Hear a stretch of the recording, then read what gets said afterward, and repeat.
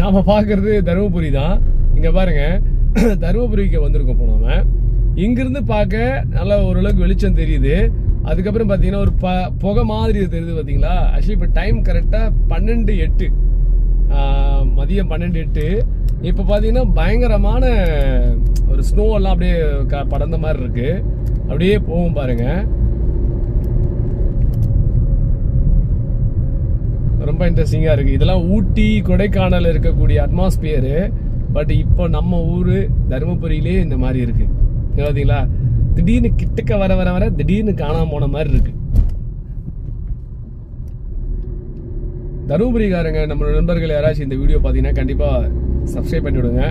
நிறைய வீடியோஸ் வரும், பார்க்க தயாராக இருங்க.